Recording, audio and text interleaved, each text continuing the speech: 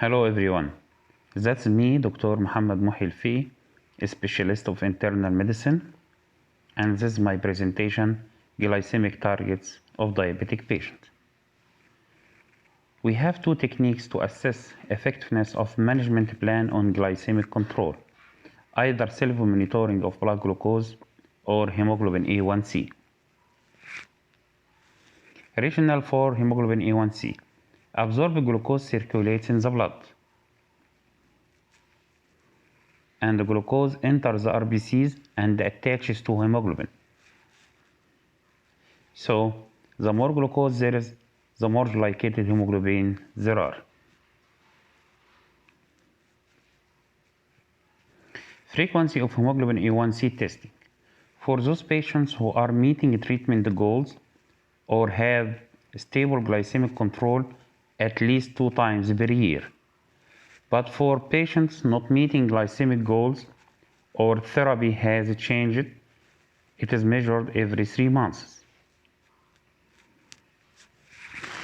In some patients, like unstable or intensively managed patients, such as pregnant women with type 1 diabetes, may require testing more frequently than every 3 months. Relative contributions of postprandial glucose and fasting plasma glucose to hemoglobin A1c.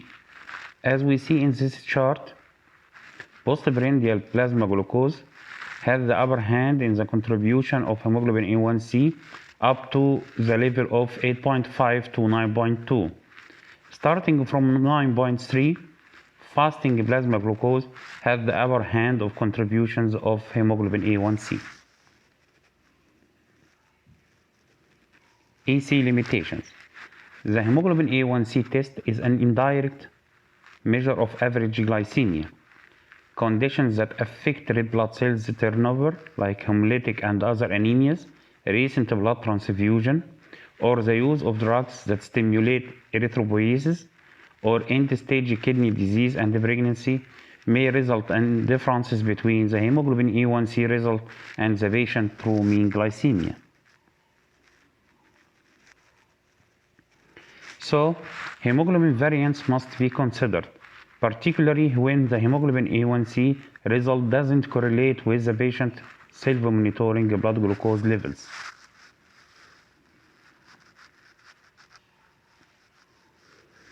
Hemoglobin A1c goals.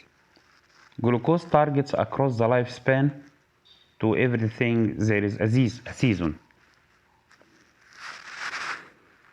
We have 4 roles for glycemic target personalization. A, B, C, D. A for age, B for body composition, C for complication, and D for duration. Approach to individualization of glycemic targets.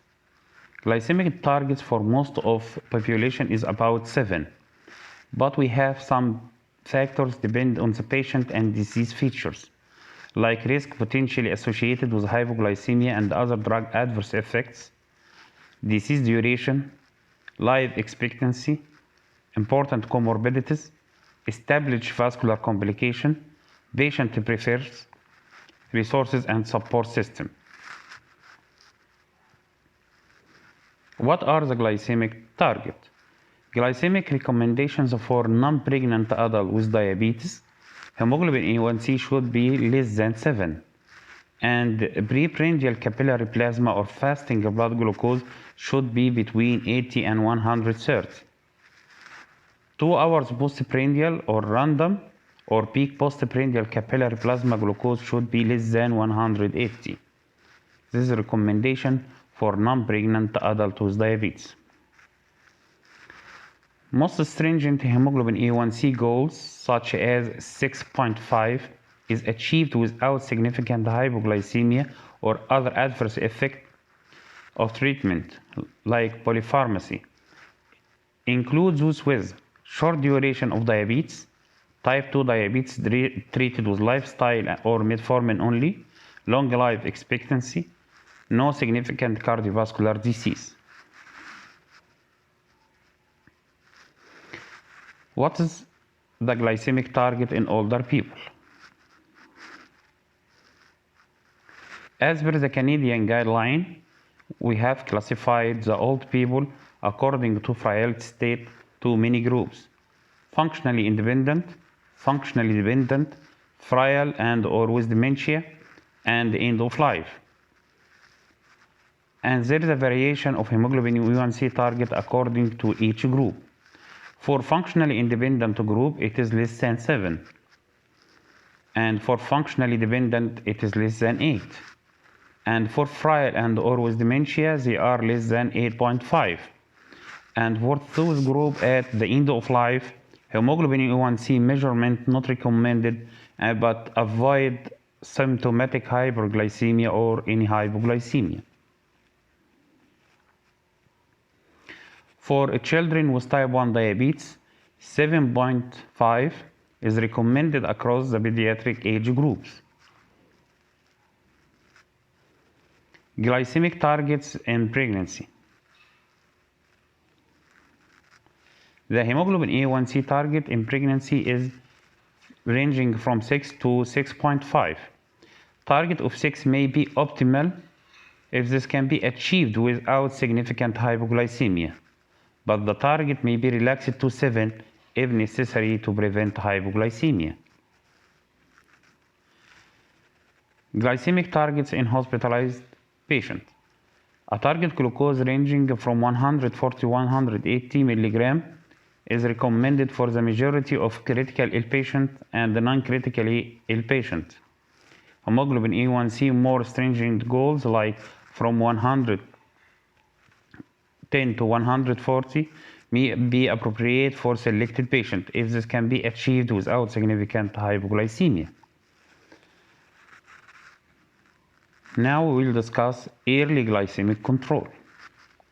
We have many benefits of early tight glycemic control. Two main benefits of early glycemic control. Number one, reduce the risk of diabetes-related complications.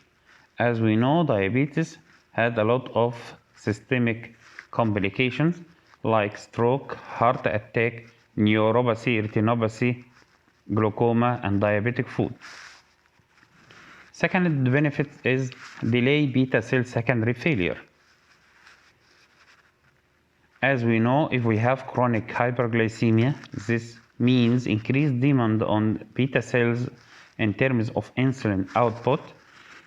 So increased insulin secretion will also increase proinsulin biosynthesis, and with this will increase flux of protein through the endoplasmic reticulum, and this will cause endoplasmic reticulum stress-induced apoptosis, and hyperglycemia is suggested to be major driving force for beta cell death, and what is lost is not regained.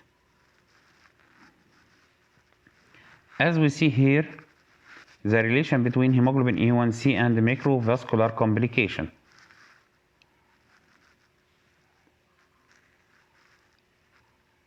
As there is increase in hemoglobin A1c, there is increase in most of diabetes complications like retinopathy, nephropathy, neuropathy, and microalbuminuria. What are the disadvantages of hemoglobin A1c testing? Higher cost, effects of abnormal red lifespan, possible age and race-related differences, the various assay interference, rare instance of rapidly evolving type 1 diabetes may take some time to result in a diagnostic hemoglobin A1c level and result in a delay of diagnosis. Hemoglobin A1c doesn't provide a measure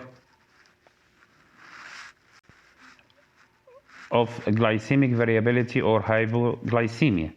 Patients with glycemic variability, especially patients with type 1 diabetes or type 2 diabetes with severe insulin deficiency, glycemic control is best evaluated by combination of results from self-monitoring blood glucose or continuous glucose monitoring and hemoglobin A1c. Self-monitoring blood glucose. What are the benefits of self-monitoring of blood glucose? Number one, helps guide treatment decisions. and self-management for patients. Hypoglycemia. What are the symptoms of hypoglycemia? It includes shaking, irritability, confusion, tachycardia, and hunger. Hypoglycemia may be frightening to patients with diabetes. Classification of hypoglycemia. Level 1 hypoglycemia is defined as a measurable glucose concentration 70 mg. A blood glucose concentration of 70 mg per deciliter has been recognized as a threshold for neuroendocrine responses to falling glucose in people without diabetes. It is considered clinically important independent on the severity of acute hypoglycemic symptoms. Level 2 of hypoglycemia, defined as blood glucose concentration 54 mg per deciliter, is the threshold at which neuroglycopenic symptoms begin to occur and requires immediate action to resolve the hypoglycemic event. Level 3 hypoglycemia is defined as severe event characterized by altered mental and/or physical functioning that require assistance from other person for recovery. What's the treatment of hypoglycemia? Glucose, about 50 to 20 grams, is the preferred treatment for the conscious individual with blood glucose about 70 mg per deciliter. Although any form of carbohydrate that contains glucose may be used, 15 minutes after treatment, if self-monitoring blood glucose shows continued hypoglycemia, the treatment should be repeated. The acute glycemic response correlates better with the glucose content of food than with the carbohydrate content of food. Pure glucose is the preferred treatment, but any form of carbohydrate that contains glucose will raise blood glucose. Once self-monitoring blood glucose returns to normal, the individual should consume a meal or snack to prevent recurrence of hypoglycemia. Examples of 50-gram simple carbohydrate. 15 grams of glucose in the form of glucose tables. 15 milli, about 3 teaspoons or 3 packets of sugar dissolved in water. 175 milli, about a cup of juice or regular soft drink. 6 lifesavers, 15 milli of honey. Glucagon should be prescribed for all individuals at the increased risk of level 2 hypoglycemia, defined as blood glucose 54 mg per deciliter. So it is available and should be used if needed. Caregivers, school personnel, or family members of those individuals should know where it is and when and how to administer it. Glucagon administration is not limited to healthcare professionals. Hypoglycemia and awareness of one or more episodes of level 3 hypoglycemia should trigger re-evaluation of the treatment regimen. Hypoglycemia may be recognized or unrecognized and can progress to loss of consciousness, seizures, coma, and death. Hypoglycemia can cause acute harm to the person with diabetes or others, especially if it causes falls, motor vehicle accidents, or other injury. American Diabetic Association Standards of Care, Individualization of the Treatment of Type 2 Diabetes. Guidelines should be interpreted with the individual patient in mind. All treatment decisions, where possible, should be made in conjunction with the patient, focusing on his circumstances, preference, and values. Patient-centered communication, which includes provider communication with patient families, should be used to optimize patient health outcome and health-related quality of life.